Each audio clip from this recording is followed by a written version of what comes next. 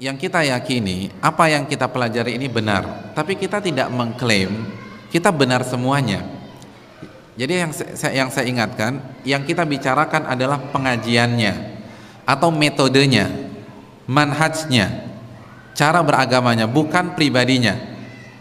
Artinya pribadi saya dan kita semua itu tidak maksum, pasti jatuh ke dalam kesalahan, dan bisa jadi suatu ketika kita jatuh ke dalam kesalahan fatal. Oleh karena itu firqatun najiyah atau pengajian yang benar, yang pertama, pengajian tersebut memiliki referensi yang jelas, ada rujukannya, dan rujukannya adalah Al-Quranul Karim dan hadis-hadis Nabi SAW yang sahihah. Setiap ilmu atau materi yang disampaikan itu ada dalilnya, bisa dicek di surat apa, ayat berapa, bisa dicek di hadis riwayat siapa, lalu bisa dicek kevaliditannya. Jadi Al-Quran dan hadis.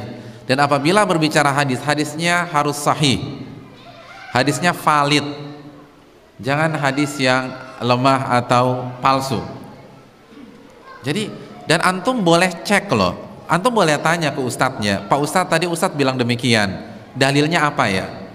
Dan ustadz itu nggak akan marah, karena itu berpikir kritis.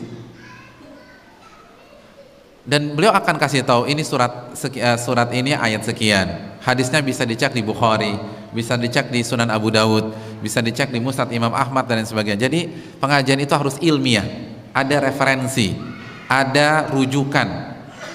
Jadi bisa dicek, bukan perenungan dari pemateri. Ada di kitab apa, penjelasannya di mana, dan seterusnya. Yang kedua, Al-Quran dan hadis itu dipahami dengan pemahaman yang benar, pemahaman Rasulullah dan para sahabat, bukan pemahaman ustadz tertentu atau si pemateri atau kiai atau buya dan seterusnya, tanpa mengurangi rasa hormat kita. Tapi ayat dan hadis itu harus kita pahami dengan pemahaman Nabi dan para sahabat. Dan ini nasihat para ulama kok, bukan nasihat kita. Syekh Abdul Qadir Jailani, pernah dengar nama itu? Namanya harum tidak di Sumatera Barat? Harum. Beliau pernah berkata, memberikan nasihat dalam kitabnya Fathur Rabbani. Kitab Fathur Rabbani adalah kitab yang berisi nasihat-nasihat Syekh Abdul Qadir Jailani kepada murid-muridnya. Salah satu nasihat emas beliau mengatakan, alaikum bimadhabis salafis saleh, wajib atas kalian mengikuti salafus saleh. Itu Syekh Abdul Qadir Jailani. Itu Syekh Abdul Qadir Jailani mengatakan demikian, kalian harus mengikuti jalannya salafus saleh. Siapa salafus saleh? Para sahabat. Jadi marilah ikut pemahaman mereka. Karena kalaupun ayatnya benar, hadisnya sahih, tapi kalau dipahami dengan pemahaman yang keliru, itu bisa menyimpang. Saya ingin bertanya, kita sekarang ada berapa di masjid ini? Kira-kira ada berapa? Kira-kira aja deh, nggak perlu dihitung satu-satu, nggak perlu angkat tangan atau berdiri. Ada berapa? 200? Bisa kurang? Oh, kok nawar? 200 lah, 200 orang. Kalau saya bertanya kalau ada yang bertanya kepada kita semua, tolong jelaskan tafsir surat An-Nas menurut pemahaman Anda. Kita semua ada 200 orang. Kira-kira yang lahir ada berapa tafsir? Kira-kira sama semua tidak? Tidak. Akan lahir 200 tafsir. Padahal ayatnya sama. Ayatnya nggak berubah. Qul a'udzu birabbin nas. Tapi yang satu ke kanan, yang satu ke kiri, satu ke atas, satu ke bawah. Karena apa? Ditafsirkan dengan pemahaman masing-masing. Itulah kenapa Syekh Abdul Qadir Jailani mengatakan, alaikum bimadhabi salafis saleh, wajib atas kalian mengikuti jalannya para sahabat, tafsirnya para sahabat, karena sahabat adalah murid-murid langsung dari Nabi SAW. Ini yang perlu kita camkan bersama-sama. Itu yang kedua. Jadi pemahamannya bisa dipertanggungjawabkan dan bisa dicek buku-buku referensinya. Jadi bisa ditanya, Ustadz tadi itu pemahaman siapa, bisa dicek di mana, nggak ada masalah. Itu yang kedua. Yang ketiga, pengajian yang benar tidak mengajarkan fanatik kepada pribadi tertentu, kelompok tertentu, karena kita mengarahkan umat kepada Allah dan Rasulnya, bukan kepada diri kita. Contoh misalnya, jika saya mengajar antum selama 2 tahun, setelah 2 tahun antum fanatik berat dengan saya, maka saya gagal jadi ustadz. Gagal, bukan berhasil, gagal. Kenapa? Karena ustadz yang baik atau pengajian yang baik harus mengarahkan umat kepada Rasulullah dan kepada Allah dan Rasulnya sallallahu alaihi wasallam, bukan kepada dirinya. Makanya Ibnu Muflih pernah mengatakan, la yanbaghi li alim an yahmilan nas ala madhhabihi. Enggak pantas seorang ulama menggiring manusia kepada pendapat pribadinya. Karena yang harus kita lakukan adalah arahkan umat kepada Allah dan Rasulnya, bukan kepada kita.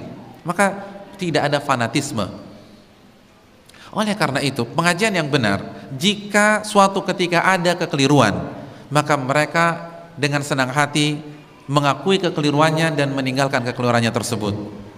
Nggak ngotot, nggak maksa, nggak nyerang balik. Kenapa? Karena tujuannya mencari kebenaran, bukan pribadi, bukan kelompok, bukan sekte. Kita cari kebenaran di sini, bukan mengagungkan diri kita masing-masing. Oleh karena itu, kalau kita salah, sampaikan kesalahan kita apa dan kita rujuk kepada kebenaran tersebut. Abdullah bin Abbas pernah salah, dan salahnya fatal lagi, membolehkan riba fadl. Riba dihalalkan. Saya ingin tanya, kalau ada ustadz menghalalkan riba, besok antum mau duduk di kajiannya dia lagi nggak? Nggak mau, ini orang sesat Pak Ustadz. Abdullah bin Abbas pernah salah dengan kesalahan seperti itu, lalu dinasihati oleh siapa? Abu Sa'id Al-Khudri radhiyallahu ta'ala an. Dijelaskan dalil-dalil tentang haramnya riba fadl. Apa yang terjadi? Ibnu Abbas mengatakan, jazakallahu ya Aba Sa'idil jannah. Wahai Abu Sa'id, semoga Allah memberikan kamu surga. Qad dzakartani amran kuntu nasitu. Engkau telah mengingatkan diriku sesuatu yang sebelumnya aku nggak tahu, atau mungkin aku tahu tapi aku lupa. Abdul bin Abbas padahal yang mengkoreksi orang yang di bawah beliau dari sisi ilmu tafsir misalnya, nggak maksa, nggak ngotot, nggak marah-marah, karena yang dicari adalah kebenaran. Begitu juga pengajian yang baik, yang benar, itu ketika yang namanya juga manusia. Kalau Ibnu Abbas bisa salah, nggak mungkin ustadz benar semua. Kullu bani Adam khata', setiap anak Adam pasti melakukan kesalahan. Imam Abu Hanifah beberapa kali salah, bahkan banyak salah. Ibnu Hazm banyak melakukan kesalahan.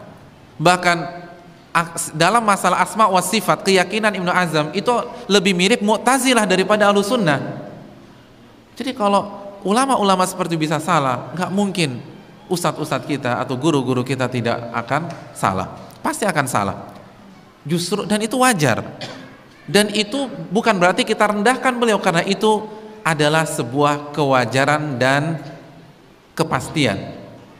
Justru yang aneh kalau kita punya ustadz 15 tahun nggak pernah salah, itu justru aneh. Itu ragukan kemanusiaannya. Manusia apa enggak? Karena kalau masih manusia pasti salah. Dan itu wajar, biasa, orang salah itu biasa. Dan kita nggak akan ngotot. Kalau memang bisa dibuktikan kita salah, kita akan rujuk dari kesalahan. Jadi enak gitu, nggak ada beban. Pengajian yang benar tuh nggak ada beban. Kalau salah, masya Allah saya salah, jazakumullah khair atas masukannya, kita akan rujuk.